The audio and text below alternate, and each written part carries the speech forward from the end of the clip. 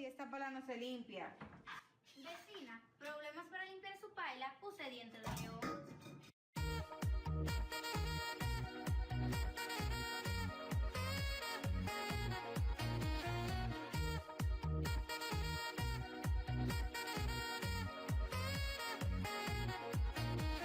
Jabón líquido, diente de león. Para fregar es el mejor.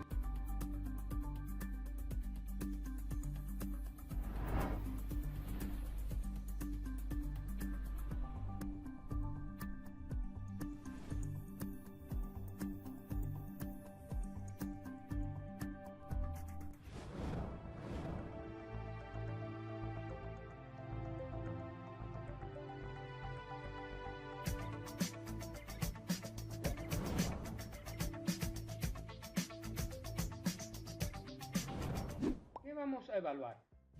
Es una pregunta que puede resultar o parecer retórica. Sin embargo, muchos docentes al momento de elaborar sus evaluaciones tienen esta inquietud. Es como si no estuviese claro lo que se supone deberían abordar en el proceso evaluativo que piensa llevar a cabo. Por ello, es importante destacar que toda evaluación debe tener como referente los objetivos originalmente planteados en el proceso formativo.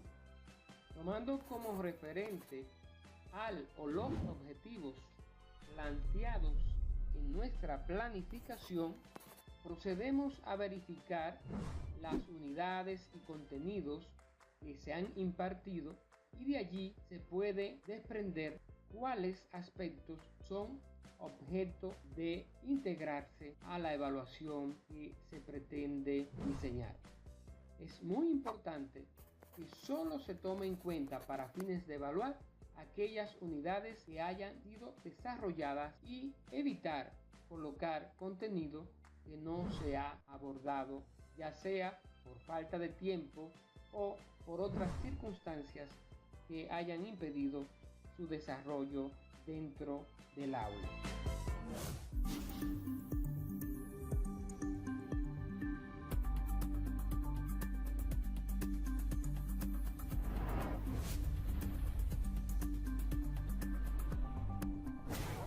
Identificada la o las unidades y los contenidos, se debe clasificar el tipo de contenido en factual, procedimental, conceptual y actitudinal.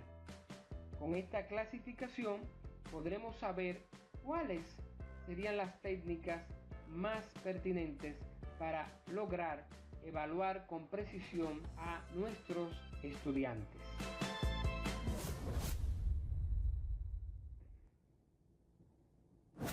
Al elaborar una evaluación se deben tomar en cuenta una serie de factores: el encabezado de la prueba, los contenidos de ese encabezado, el nombre del centro, el nombre de la asignatura, el nombre del profesor, espacio para que el estudiante pueda poner su nombre, el curso, la fecha y otros elementos que podrían añadirse como complementarios a los ya mencionados.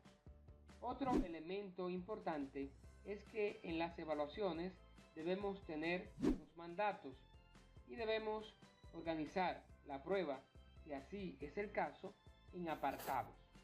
Estos apartados deben estar integrados por enunciados que a su vez, si tienen opciones de respuesta, deben estar acompañadas de sus respectivas codificaciones. A continuación, presentamos un ejemplo de lo que es un ítem orientado a evaluar un conocimiento factual. Lo factual se refiere a hechos, a acontecimientos o a conceptos que se han comprobado y se consideran no rebatibles. Ejemplo, fechas, planteamientos de X autor, etc. Acá, en este ejemplo que puede observar, verá un enunciado que está integrado por 4 opciones posibles de respuesta. De esas posibilidades, el estudiante deberá elegir la que corresponda a la pregunta que le ha planteado. El falso y verdadero, la selección múltiple, son dos formas muy pertinentes para evaluar este tipo de contenido.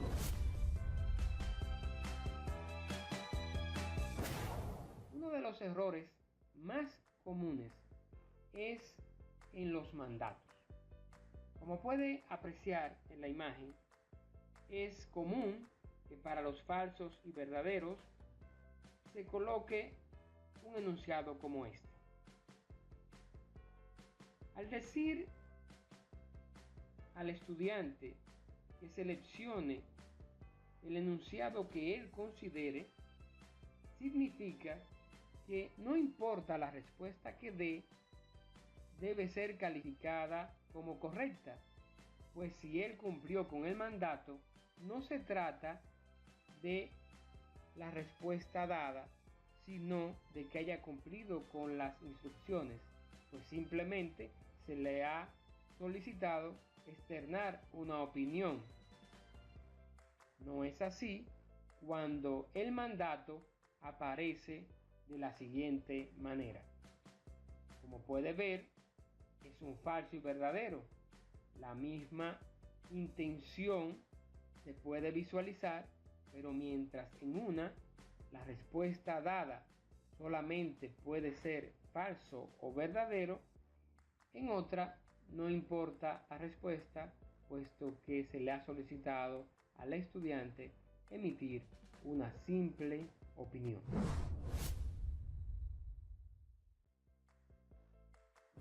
Para fines de evaluación hay dos bloques predominantes en términos de la forma de la pregunta: la pregunta abierta y la pregunta cerrada.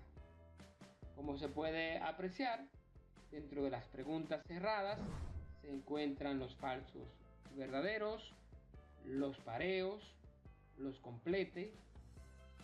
Esto nos garantiza facilidad en la corrección, más se debe siempre tomar en cuenta cuál es la dimensión que estamos evaluando, pues estas preguntas cerradas son muy útiles para lo factual y lo conceptual, más para el componente procedimental, pues no son tan efectivos. En algunos casos podrían ser totalmente inválidos. La pregunta abierta es el otro tipo de pregunta predominante. Ya habíamos hablado de la pregunta cerrada. La abierta coloca sobre la mesa un gran reto, y uno de ellos es la forma de calificación. Para garantizar que tenemos una pregunta abierta que podrá ser evaluada con cierto grado de objetividad, debemos tener claro que se deben establecer los criterios que servirán como referente para calificar, valorar las respuestas del estudiante como correctas o incorrectas, ya que al no tener predeterminado las posibles respuestas, podría convertirse en un factor de error o sesgo evaluativo el ir analizando la respuesta dada por cada uno de los estudiantes sin contar con una guía que permita garantizar la equidad para todos en materia evaluativa. Como puede verse en el ejemplo, se plantea un mandato que solicita al estudiante expresar una ventaja y una desventaja de los combustibles. Al observarla, podemos ver que de 30 estudiantes podríamos obtener una gran diversidad de posibles respuestas. Es por ello que siempre debemos tener claro que toda pregunta abierta posteriormente debe ser cerrada, y que en el caso de aquellas preguntas por su naturaleza son planteadas de forma abierta y no pueden ser cerradas debido a que se refieren a procesos complejos, sí se debe contar con los criterios que garanticen su evaluación efectiva. A continuación se presenta un ejemplo con la intención de aclarar la aplicación y desarrollo de los criterios de evaluación para los casos en que se tienen preguntas abiertas. La matriz de evaluación de reportes de lectura que se ve en pantalla cuenta con una serie de elementos que van desde su encabezado, las categorías identificadas por un color amarillento, los niveles establecidos del 1 al 5 en azul y los criterios correspondientes a cada una de las categorías en color verde. La identificación del estudiante que está siendo evaluado se puede apreciar en el extremo superior izquierdo. Tomando la columna paráfrasis, que es el primer criterio que aparece, se tiene una graduación de 5 niveles. Y como se puede apreciar, el 1 se refiere al nivel más alto o de mejor desempeño hasta el 5, que sería el nivel con menor desempeño. Se aprecia, pues, que al establecer criterios para evaluar, se minimiza el error al momento de valorar el desempeño de los estudiantes en las preguntas abiertas. En este caso particular, referente a la entrega de reportes de lectura. No debe pasarse por alto el hecho de que la naturaleza de la disciplina es la que orienta el tipo de criterios.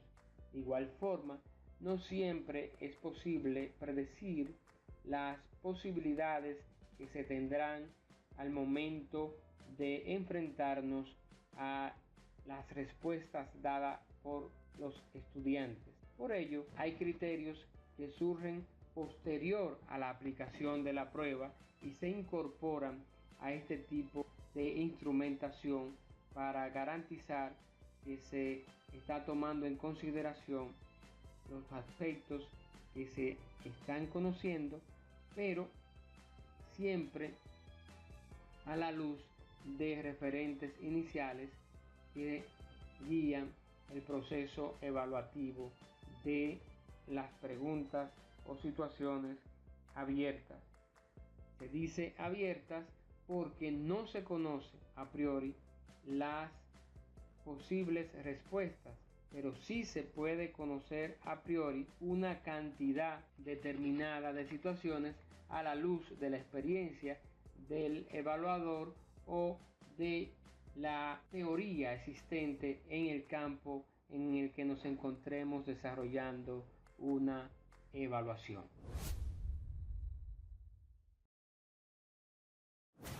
Ejemplo 1.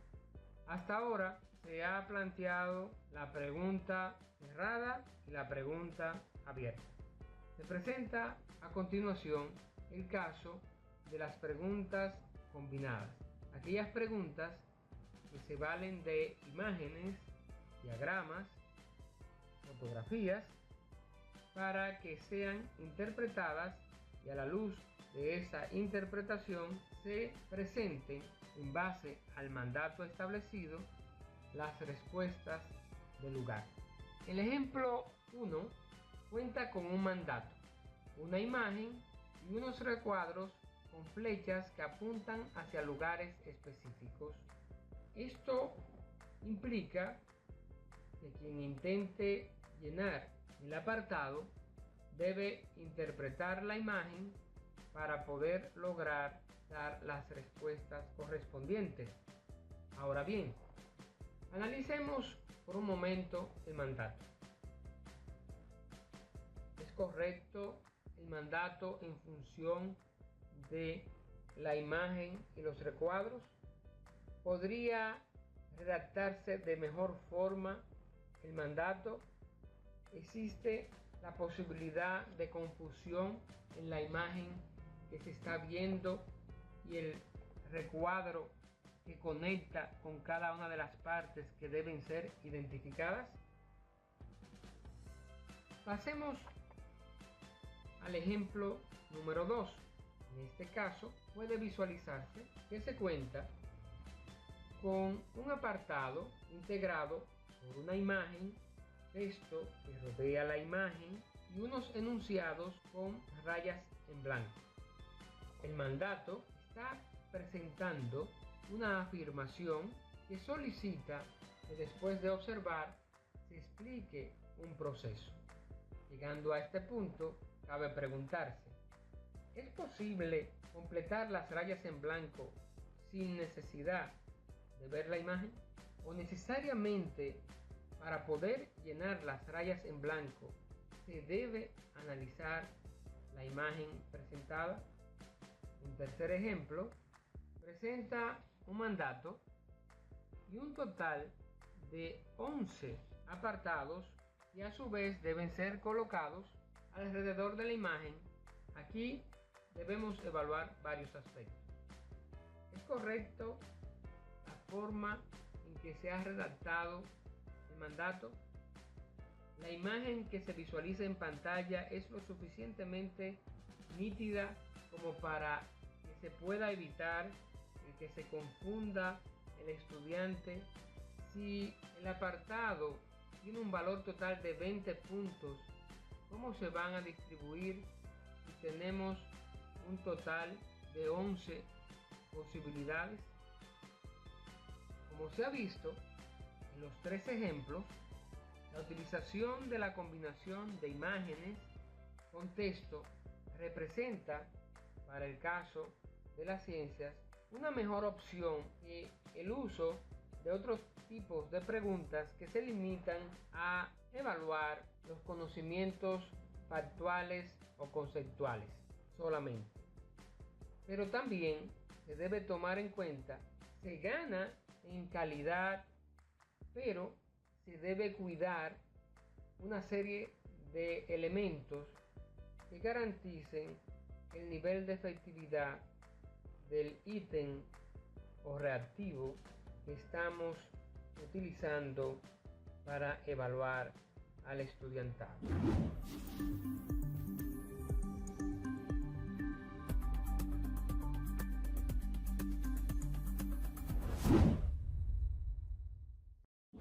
Cuando se evalúa el componente procedimental, sin duda alguna, una de las herramientas más efectivas es el planteamiento de casos. Los casos, a diferencia de las preguntas abiertas y cerradas, implican una serie de factores que desafían a un mayor nivel a las personas que se encuentran siendo sujeto de evaluación. En el ejemplo que se presenta, se tiene un texto integrado por elementos factuales, conceptuales, para luego desafiar al desarrollo de un procedimiento que evidencia si la persona realmente conoce la temática que se le está presentando. A la hora de elaborar casos o problemas para su resolución, se debe tomar en cuenta el nivel de desarrollo del público al que va dirigida la evaluación, así como también el nivel de habilidad que se supone debería tener para el grado en que se encuentra. Esto así porque debe evitarse el colocar desafíos que no se corresponden con el nivel de desarrollo de la persona que debe enfrentarlo.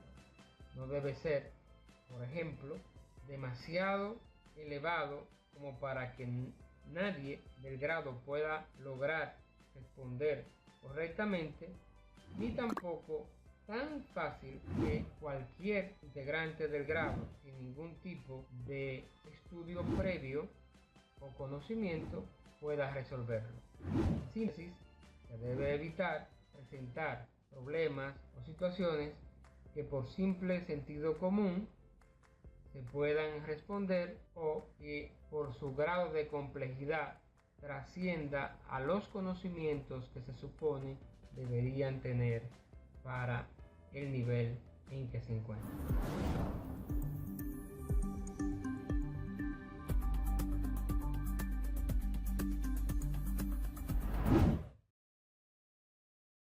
Un error que puede ser considerado típico en el diseño de las evaluaciones es el de establecer mandatos con opciones de respuestas que pueden ser cuestionables. A continuación se presenta un ejemplo donde hay un mandato que señala pasos para cumplir con un proceso.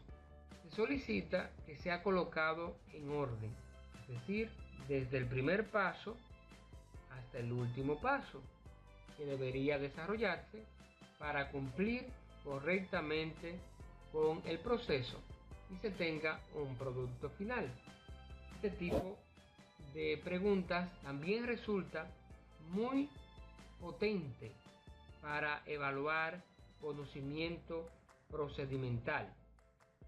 Sin embargo, en el caso que se presenta, se puede observar que se tienen las siguientes opciones: objetivos, hipótesis, materiales, título, resultados del experimento, portada, procedimientos, conclusiones e introducción. ¿Dónde se genera el conflicto en cuanto a lo que se solicita y las opciones de respuesta? El título va en la portada. La portada de por sí no es un contenido, sino que forma parte de la estructura general de un documento.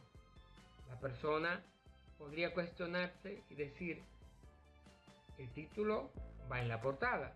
¿Significa entonces que la portada debería ser el número 1 y luego vendría el título?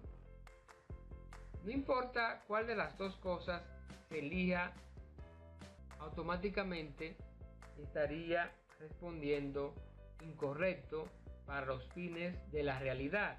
Para los fines de la situación presentada, podría ser tomado como válido el que la persona seleccione o coloque la palabra portada en el lugar 1 y la palabra título en el lugar 2 y luego continúe con los otros componentes que podrían ser ordenados de acuerdo a los criterios que la persona está siendo sujeto de evaluación. ¿Qué otro posible cuestionamiento le podría usted hacer a este ítem?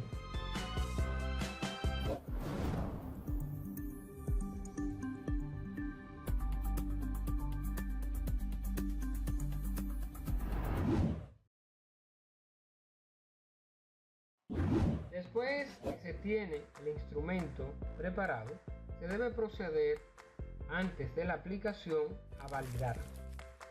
Para ello se pueden utilizar diversos mecanismos. Uno de ellos es compartir la prueba con otros colegas que la valoren y retroalimenten al diseñador para que logre mejorar su contenido en caso de encontrar errores, ya sea en los enunciados, en el formato o en las opciones de respuestas o la falta de criterios que permitan evaluar uno u otro apartado. Independientemente de esto, es relevante que el diseñador de la prueba proceda a llenarla. De esta forma podrá, aparte de revisarla, tomar el tiempo promedio que implica completarla correctamente.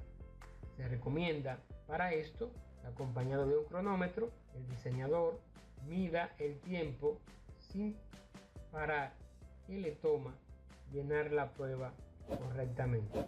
Es importante la realización de este proceso para poder tener claro el promedio de tiempo que debería dársele a los estudiantes para llenar la prueba. En ningún caso se debería aplicar una prueba que de antemano se sabe no tendrá el tiempo para ser realizada o que para un estudiante promedio es imposible realizar. En algunos casos se presentan errores donde el mismo diseñador de la prueba no es capaz de responder a las preguntas que ha planteado. Por ello, un docente debe cuidar que las preguntas planteadas en una prueba escrita puedan ser respondidas por él sin necesidad de auxiliarse de ningún tipo de material. Después de haber cumplido por lo menos estas dos etapas mencionadas, la de compartir el instrumento con otros colegas y la de proceder a llenar la prueba, se encuentra lista la prueba después de haber hecho los ajustes pertinentes para ser aplicada al estudiante.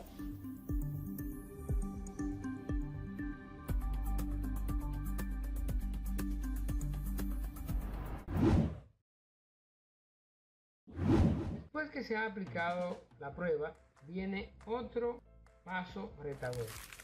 ¿Qué hacer con la información recolectada? El docente, por naturaleza, es un investigador. La evaluación es un proceso de investigación donde se pretende determinar cuál es el grado de aprendizaje obtenido por los estudiantes en un tema u otro. Por ello, es muy importante que las informaciones recolectadas en las evaluaciones sean sistematizadas. Para ello, se recomienda usar el programa Excel o procesador de hojas electrónicas Excel, donde podemos registrar las informaciones en términos numéricos o cualitativos y tener entonces un condensado del comportamiento de cada uno de los ítems que se han utilizado en la evaluación. Se presenta a continuación un ejemplo donde aparecen los datos en porcentajes de 3 bloques de estudiantes que participaron en una evaluación. Para los fines del ejemplo, se ha colocado junto a los resultados porcentuales la pregunta a la que debían responder, así como las opciones de respuesta que tenía dicha pregunta. Se puede observar que a nivel porcentual los 3 grupos son diferentes en cuanto a la cantidad de preguntas correctamente contestadas, así como con la cantidad de preguntas que fueron respondidas de forma incorrecta. ¿Qué nos dice esto? Se puede notar que los ítems son discriminatorios en los 3 grupos. ¿Qué quiere decir esto? No se tuvo en ningún caso que en el 100% se respondieran de forma correcta o incorrecta las preguntas. Y cuando esto ocurre, se habla de que el instrumento está discriminando saberes.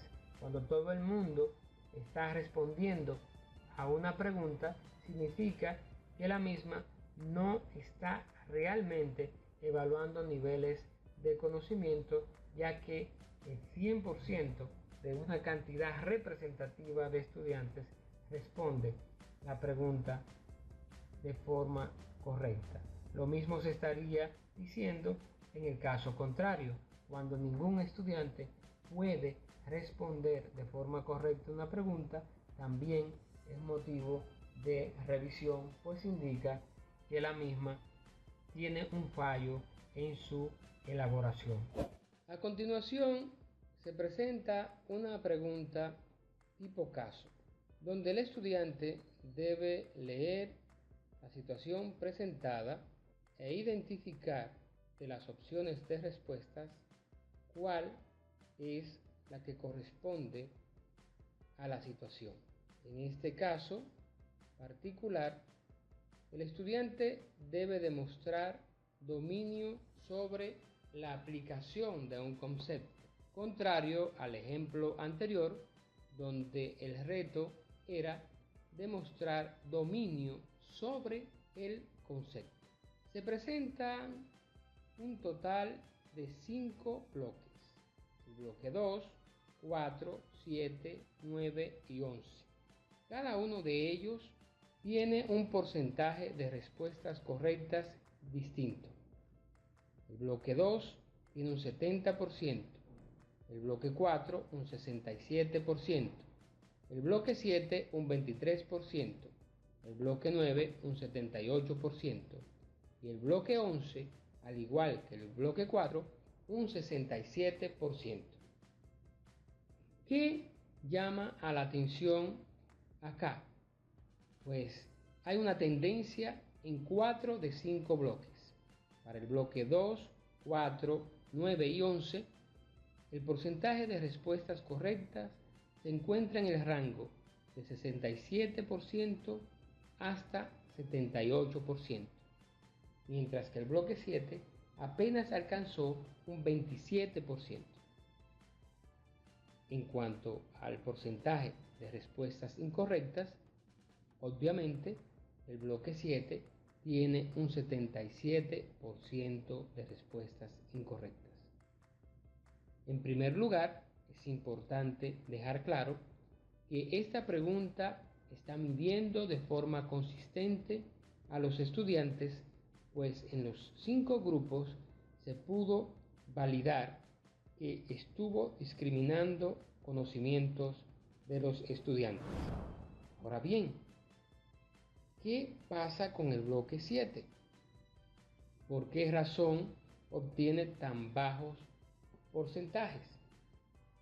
Pues cuando uno se cuestiona ante estos resultados y tiene referentes, como es el caso de otros grupos de estudiantes que recibieron los mismos estímulos, las mismas actividades, se concluye que hubo algún tipo de conducta o de situación que provocó tan pobres resultados. Para el caso del bloque 7, esto se pudo visualizar en el día a día del grupo de estudiantes que le integraban y se puede afirmar o clarificar que mostraron una actitud apática ante todos los procesos que se le presentaron para lograr aprendizajes significativos. Es importante que a través del tiempo estas pruebas se sigan sistematizando y comparando con los resultados, pues permiten que se vaya enriqueciendo el banco de preguntas, pero a la vez garantiza que el instrumento de evaluación utilizado realmente está midiendo lo que pretende medir. Después que se han procesado las informaciones y se tienen las tablas o gráficos, es importante retroalimentar a los estudiantes. La evaluación y sus resultados debe ser analizada junto al estudiantado para que haya un verdadero aprendizaje. Con ellos se discuten cada una de las preguntas y respuestas. Se analiza en qué se falló, cuáles fueron las tendencias, por qué se entiende hubo fallos. Esto permite que el debate genere no solamente una evaluación de la evaluación, sino procesos metacognitivos que inducen tanto al docente como al estudiante a la autoevaluación y reconocimiento de su aprendizaje real, así como de las barreras que pueden estar afectando el mencionado aprendizaje. Toda evaluación debe ser conocida oportunamente en materia de sus resultados, puesto de que la meta no es calificar, sino conocer el cómo estamos aprendiendo, el qué estamos aprendiendo y el cómo podemos aprender más.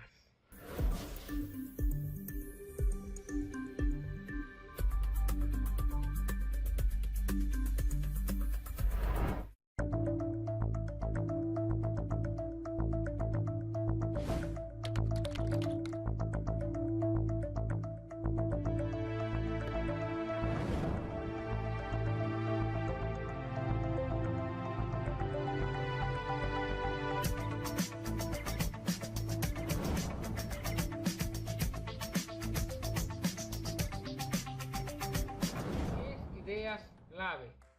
Evaluar para aprender. Neus San Martín.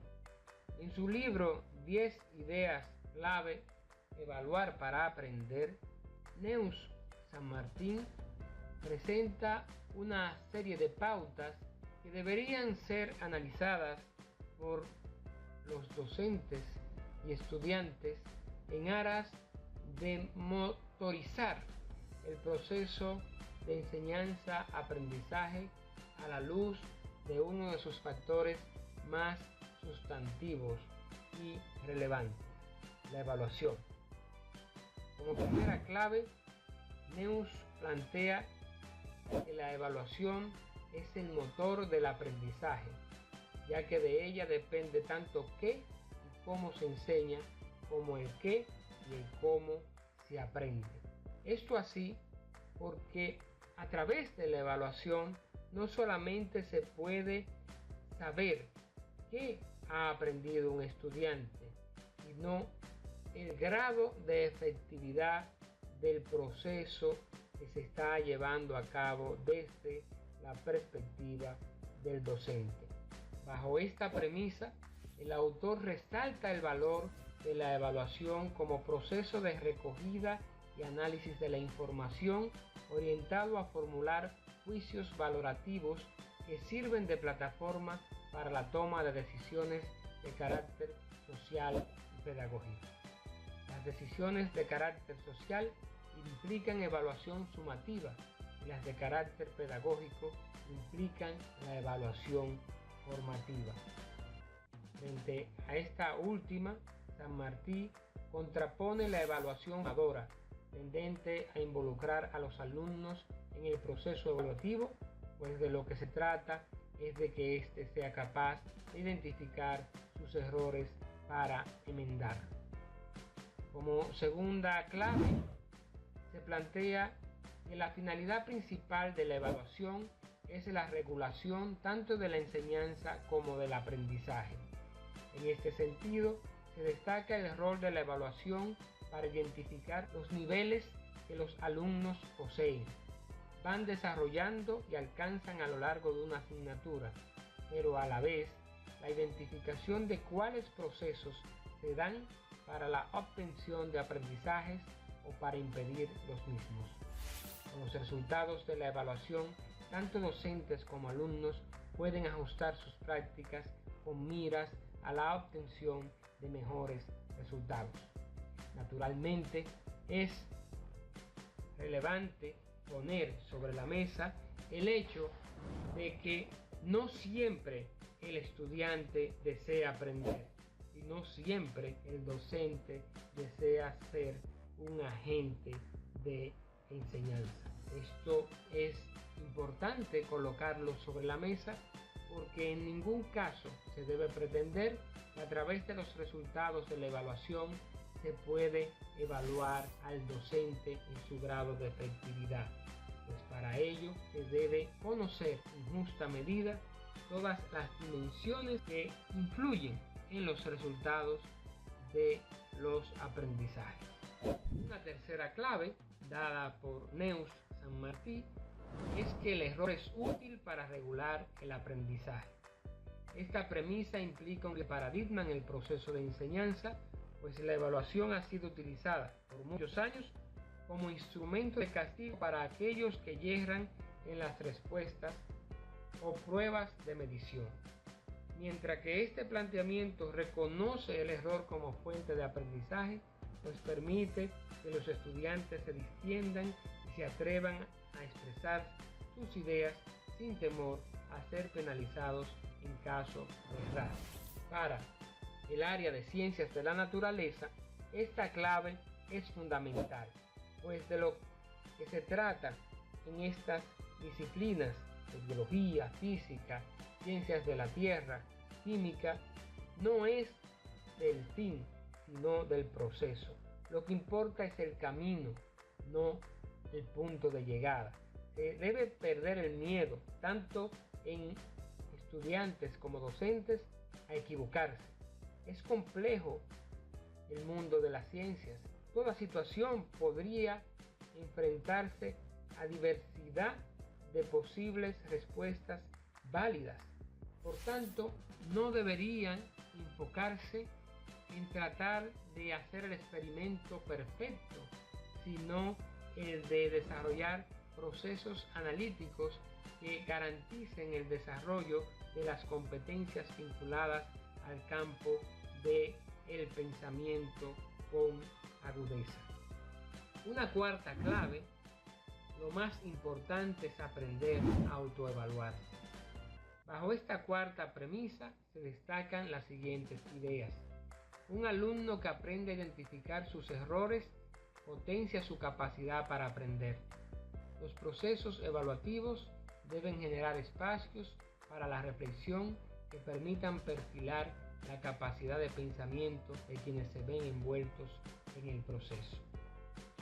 Una quinta clave es que en el aula todos se evalúan y regulan.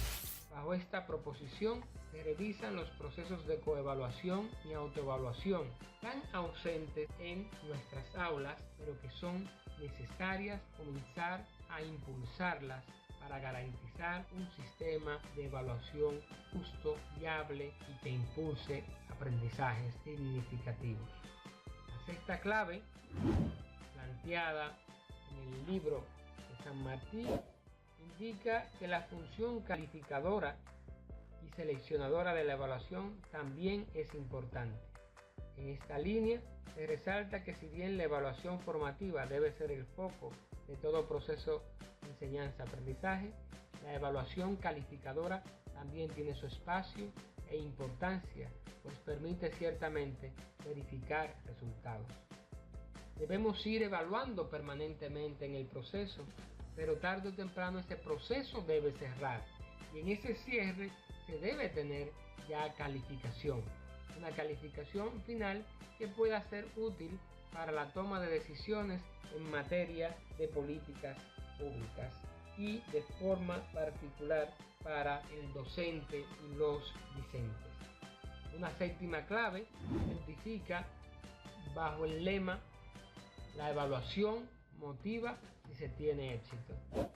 La evaluación puede fungir como motivador cuando los evaluados sienten que se está midiendo lo sustantivo, pues si a lo largo del proceso se ha desarrollado una evaluación formativa, el alumno, independientemente de los resultados, verá la prueba como un desafío para poner sus conocimientos en evidencia.